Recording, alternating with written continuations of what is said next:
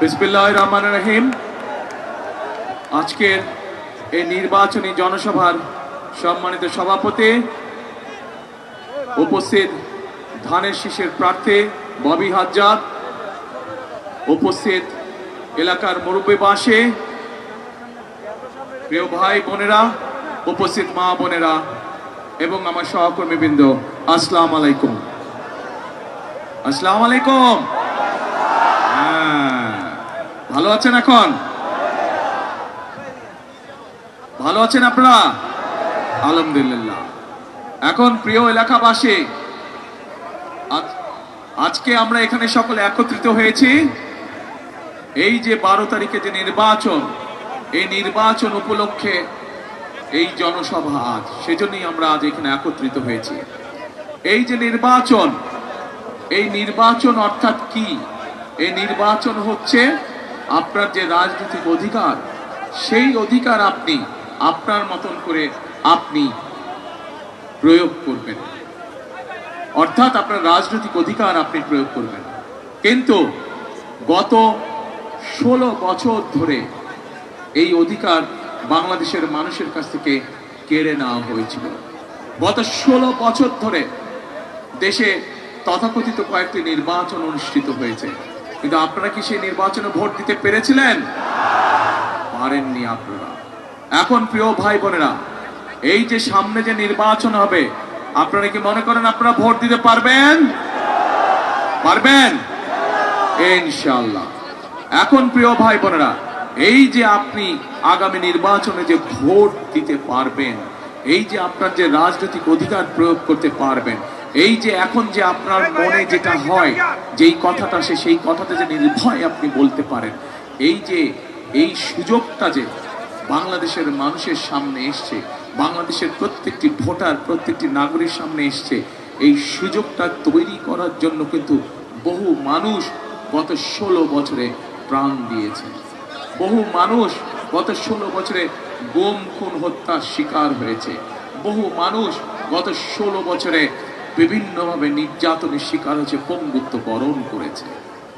বিশেষ করে যে স্বৈরাচার পালিয়ে গিয়েছে জনগণের গণ অভ্যুত্থানে, সেই 2024 সালের জুলাই আগস্ট মাসে সেই স্বৈরাচার ক্ষমতা ধরে রাখার জন্য 1400 মানুষকে হত্যা করেছে, 20,000-এর মতন মানুষকে তারা বিভিন্নভাবে আহত করেছে, হাজারের উপরে মানুষ অন্ধত্ব বরণ করেছে। এবং আজ আমাদের এখানে সেই সামনে জুলাই শহীদদের পরিবার, জুলাই আহত যোদ্ধারা আমাদের সামনে বসে আছে। এই যে প্রিয় ভাই বোনেরা, প্রিয় ভাই বোনেরা, এই যে মানুষগুলো গত 16 বছরে জুলাই আন্দোলন ধরে গত 16 বছরে হাজারো হাজারে মানুষ নিজের জীবন উৎসর্গ করেছে, বহু মানুষ পঙ্গুত্ব বরণ করেছে। এই যে তাদের আত্মত্যাগ, এই আত্মত্যাগ তো আমরা বৃথা যেতে দিতে পারি না। পারি কি? আমরা বৃথা যেতে দিতে পারি না। তারা আমাদের গণতান্ত্রিক অধিকার ফিরিয়ে এনে দিয়েছে। প্রিয় ভাই বোনেরা, 1971 সালে বাংলাদেশের মানুষ জীবন বাজি রেখে যুদ্ধ করেছিল। সেই যুদ্ধের মাধ্যমে আমরা আমাদের এই দেশকে স্বাধীন করেছি। 2024 সালের জুলাই যোদ্ধারা তারা নিজের জীবন উৎসর্গ করে, নিজের সবকিছু বিসর্জন দিয়ে সেই স্বাধীনতাকে তারা রক্ষা করেছে। এখন প্রিয় ভাই বোনেরা, 12 তারিখে নির্বাচন, এই নির্বাচনে মানুষ তার রাজনৈতিক অধিকার প্রয়োগ করবে। কিন্তু শুধু রাজনৈতিক অধিকার প্রয়োগ করলে আজকে চলবে না। আমরা বিগত 16 বছর কি দেখেছি? বিগত 16 বছর দেখেছি যে দেশের মধ্যে কতগুলো মেগা প্রজেক্টের মাধ্যমে মেগা দুর্নীতি করা হয়েছে, কিন্তু মানুষের ভাগ্যের পরিবর্তন হয়নি, এলাকার উন্নয়ন হয়নি, এলাকার ভাগ্যের পরিবর্তন হয়নি। যদি এলাকার ভাগ্যের পরিবর্তন হতো, যদি এলাকার মানুষের ভাগ্যের পরিবর্তন হতো, যদি এলাকার উন্নয়ন হতো, তাহলে আজকে এই যে ধানের শীষের প্রার্থী ববি হাজ্জাদ তার বক্তব্যে যেই কথাগুলো বলেছে, এলাকার বিভিন্ন সমস্যা নিয়ে যেই কথাগুলো বলেছে, সেই সমস্যাগুলো তো থাকার কথা ছিল না। ছিল, সেই সমস্যাগুলো আছে বলেই প্রমাণিত হয় যে গত 16 বছর এই দেশে শুধু ঢাকা 13 নয়, বাংলাদেশের কোনো অঞ্চলেই কোনো কাজ হয়নি। শুধু কি কাজ হয়েছে? মেগা প্রজেক্ট হয়েছে। কোথায় কোথায় দুর্নীতি করা যায় সেভাবে প্রজেক্ট গ্রহণ করা হয়েছে। প্রিয় ভাই বোনেরা, আজকের এই নির্বাচনী জনসভা এবং 12 তারিখে যে নির্বাচন, সেই নির্বাচনে আমাদেরকে অর্থবহ করতে হবে। যে মানুষগুলো তাদের জীবন উৎসর্গ করে আজ এই পরিস্থিতি তৈরি করেছে, বাংলাদেশের মানুষকে এই সুযোগ তৈরি করে দিয়েছে, এই সুযোগ আমাদেরকে কাজে লাগাতে হবে। এবং কি সেটা হচ্ছে আমাদেরকে এই দেশের মানুষের ভাগ্যের পরিবর্তনের রাজনীতি শুরু করতে হবে। কি কাজ সেটা? এই দেশকে পুনর্গঠনের কাজ শুরু করতে হবে। এই দেশের ভাগ্য, এই দেশের মানুষের ভাগ্যের পরিবর্তনের কাজ শুরু করতে হবে। এখন প্রিয় ভাই বোনেরা, আমরা একটি রাজনৈতিক দল, আমাদের দলের নাম বাংলাদেশ জাতীয়তাবাদী দল, বাংলাদেশের মানুষ যাকে বিএনপি হিসাবে চেনে। প্রিয় ভাই বোনেরা, আমাদের দলের মার্কা কি? ধানের শীষ। এই ধানের শীষ বাংলাদেশের মানুষের জন্য কতগুলো পরিকল্পনা গ্রহণ করেছে যে আগামী দিন এই 12 তারিখে আপনারা ধানের শীষকে জয়যুক্ত করলে পরে ইনশাল্লাহ আল্লাহর রহমতে 13 তারিখে বিএনপি সরকার গঠনে সক্ষম হলে পরে এই ধানের শীষ এই দেশের মানুষের ভাগ্যের কিছু পরিবর্তনের জন্য কতগুলো পরিকল্পনা গ্রহণ করেছে।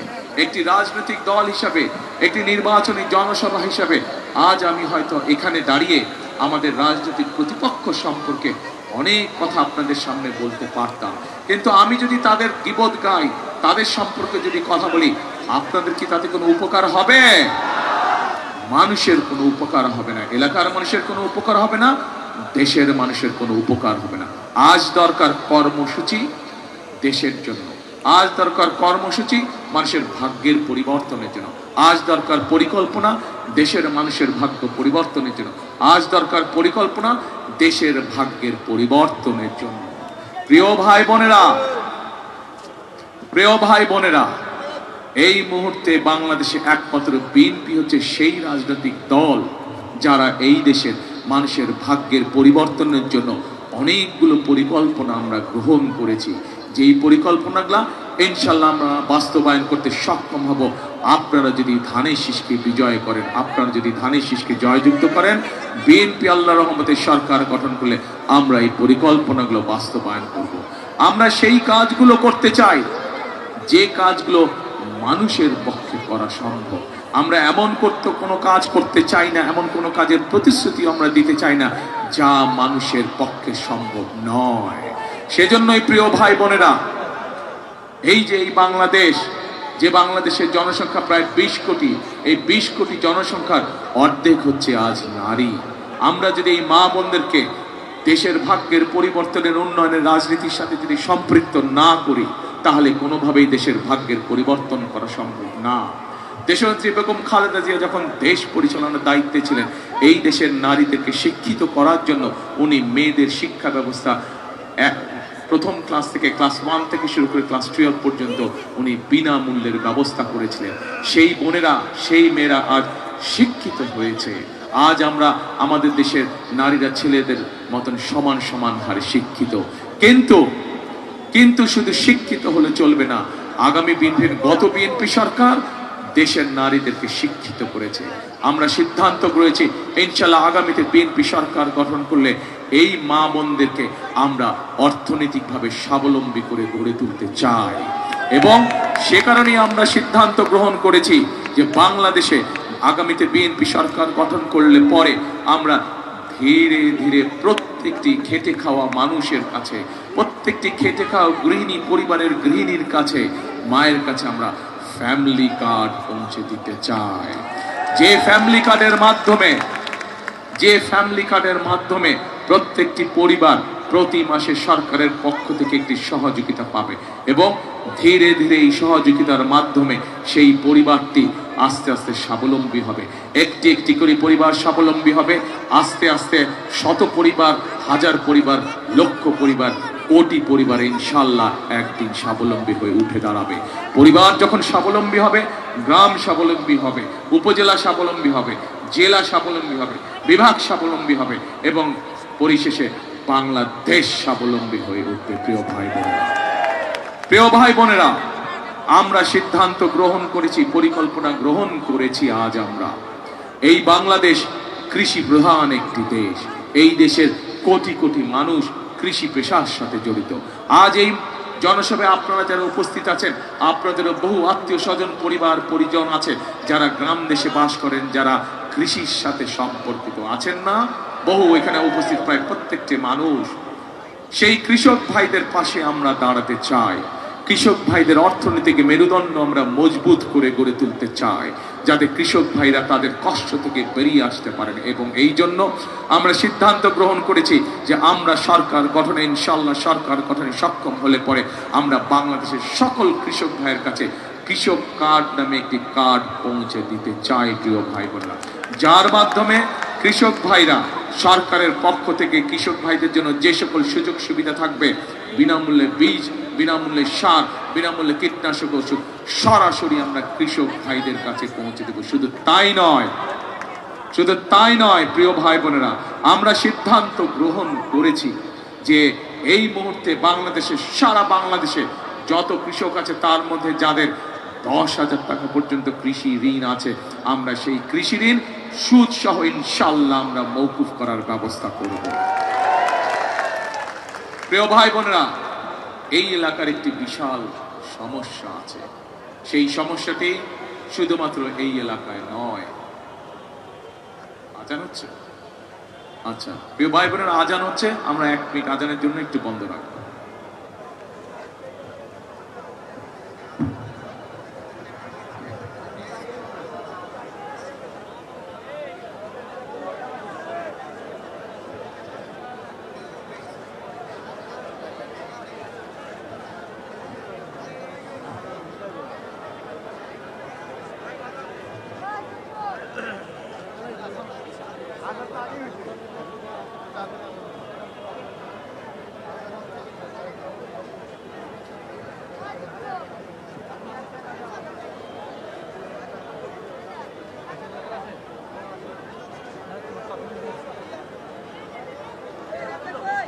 এদিকে আজান না ওয়াজ হচ্ছে? ওয়াজ হচ্ছে? ও আচ্ছা, তাহলে কি বক্তব্য রাখবো? আচ্ছা ঠিক আছে। প্রিয় ভাই বোনেরা, এই এলাকায় যেরকম একটি সমস্যা আছে, সারা বাংলাদেশে এই সমস্যা আছে। কি সেই সমস্যা?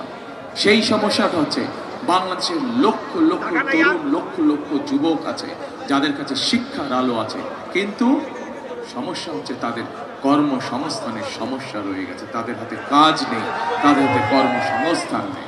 প্রিয় ভাই বোনেরা, আমরা বিএনপি পরিকল্পনা করে সিদ্ধান্ত গ্রহণ করেছি এই বাংলাদেশের তরুণ যুবকদেরকে, এই বাংলাদেশের তরুণদেরকে, এই ছেলে হোক মেয়ে হোক, তাদেরকে আমরা ভোকেশনাল শিক্ষা দিব, তাদেরকে আমরা আইটি শিক্ষা দিব, তাদেরকে আমরা বিভিন্ন টেকনিক্যাল শিক্ষা দিব, এবং শিক্ষা দেওয়ার মাধ্যমে আমাদের তরুণ সমাজকে আমরা দক্ষ মানুষ হিসেবে, দক্ষ কারিগর, দক্ষ শ্রমিক হিসেবে আমরা তাদেরকে গড়ে তুলতে চাই।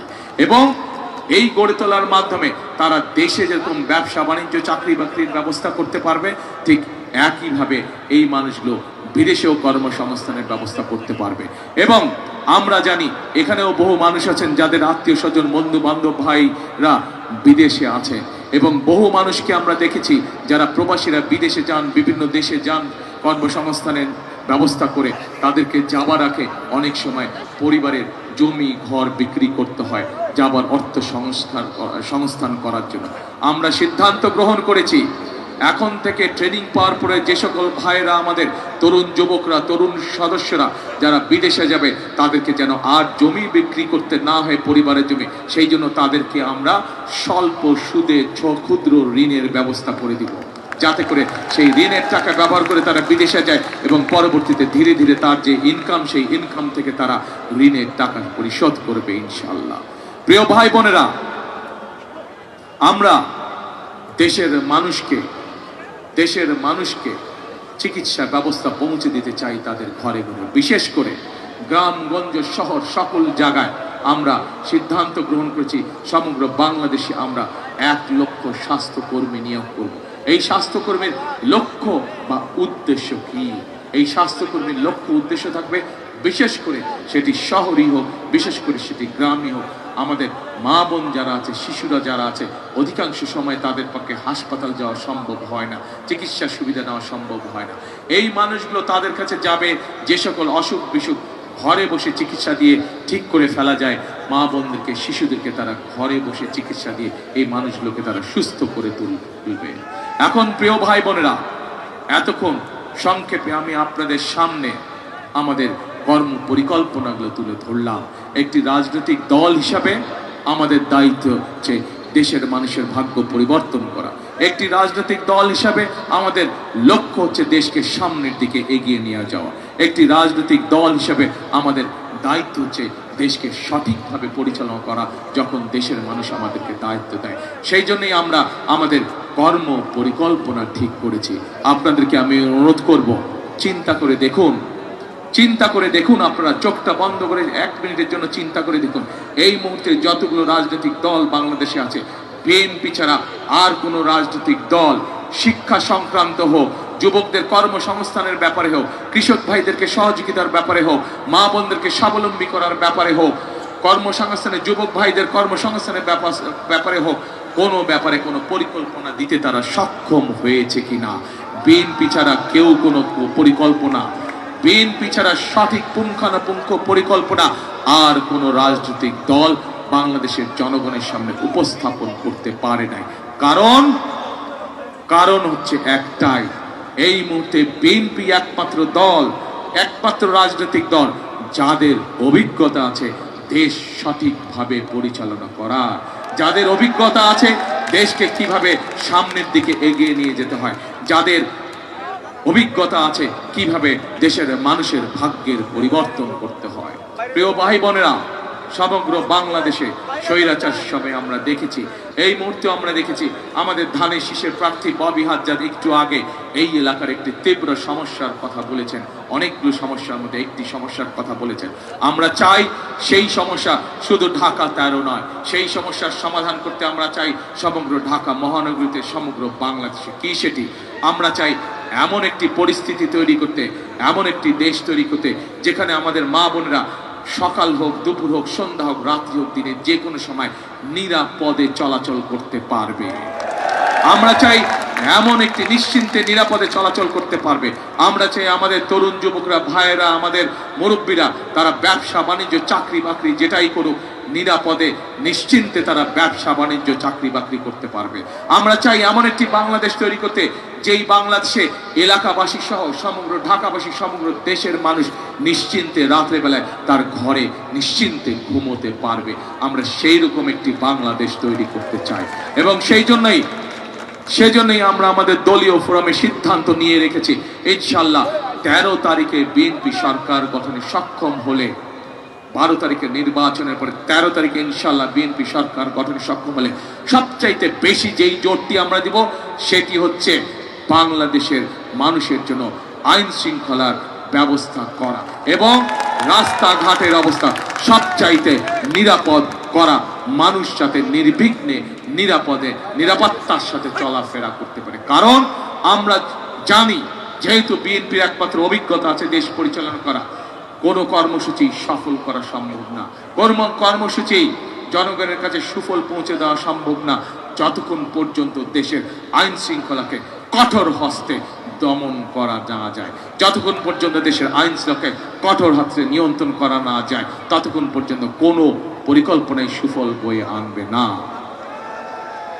প্রিয় ভাই বোনেরা,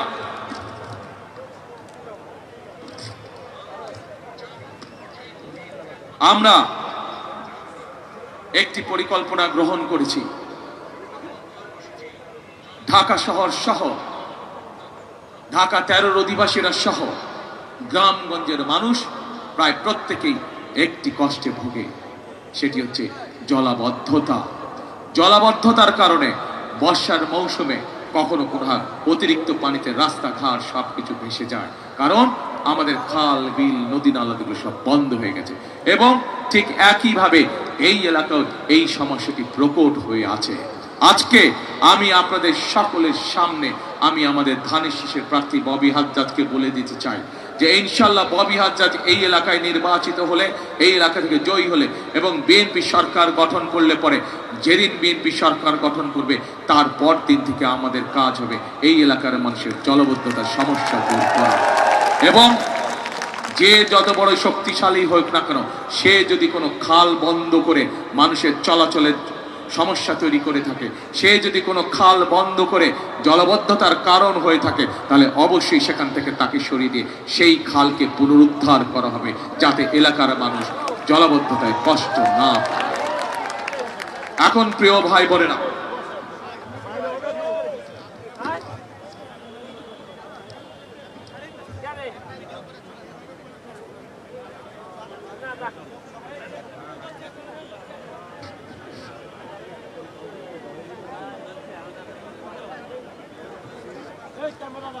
প্রিয় ভাই বোনেরা, আমি ঢাকা 17 থেকে নির্বাচন করছি। আমার এলাকায় বহু মানুষ আছেন যাদের সেখানে বিভিন্নভাবে থাকার সমস্যা আছে। কড়াইল বস্তি সহ ভাষান্টেক সহ আপনারা এই নামগুলো শুনেছেন।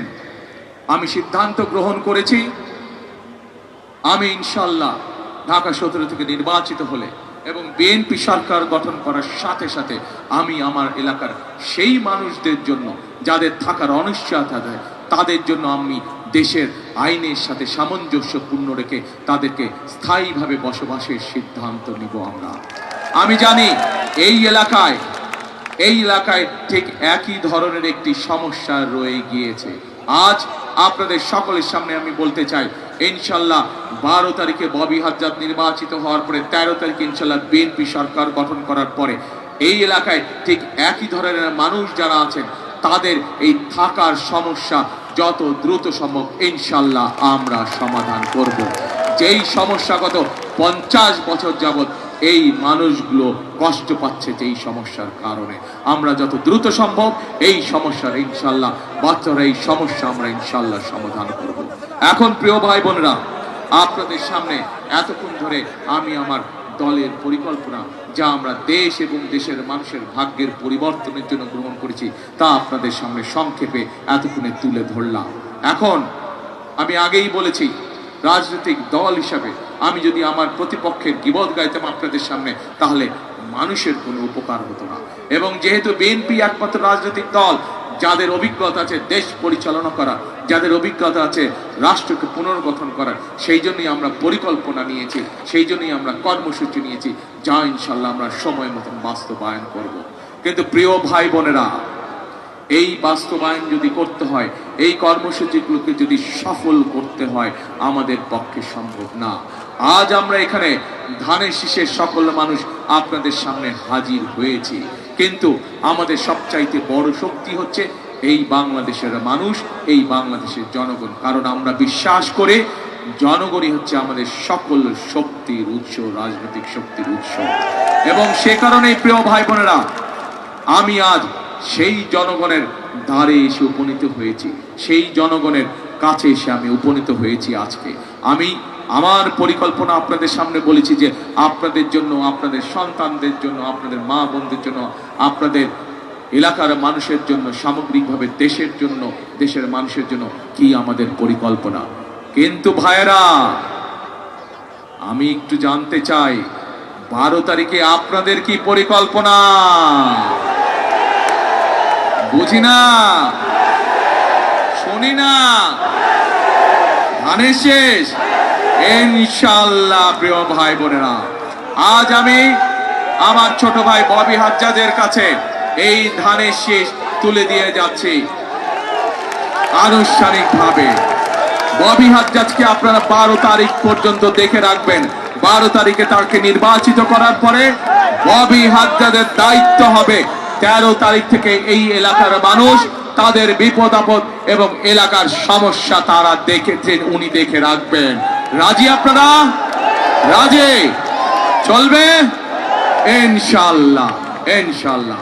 প্রিয় ভাই বোনেরা, তাহলে আসুন এই নির্বাচনী জনসভার শপথ হোক একটি, প্রতিজ্ঞা হোক একটি। কি সেটি? সেটি হচ্ছে আমাদেরকে জুলাই যোদ্ধা, মুক্তিযোদ্ধা সকলের সেই প্রত্যাশিত বাংলাদেশ আমাদেরকে গড়ে তুলতে হবে। এই যে আমার সামনে একজন পঙ্গু জুলাই যোদ্ধা বসে আছেন, এই মানুষগুলো জীবন দিতে নিয়েছিল, এই মানুষগুলো তাদের পঙ্গুত্ব বরণ করেছে, কিন্তু তাদের একটি আশা আছে, আকাঙ্ক্ষা আছে, প্রত্যাশা আছে একটি বাংলাদেশে। আমরা কি সেই বাংলাদেশ সকলে মিলে তৈরি করতে পারবো? তাহলে আসুন কথা একটাই, কাজ একটাই। করব কাজ সবার আগে, করব কাজ সবার আগে, বাংলাদেশ। আসুন আমরা সেই বাংলাদেশ গঠনের কাজ শুরু করব ইনশাআল্লাহ 13 তারিখ থেকে। কে কে আছেন আমার সাথে? ইনশাআল্লাহ। প্রিয় ভাই বোনেরা, আল্লাহ হাফেজ। বাংলাদেশ জিন্দাবাদ, বাংলাদেশ জাতীয়তাবাদী দল জিন্দাবাদ। আসসালামু আলাইকুম।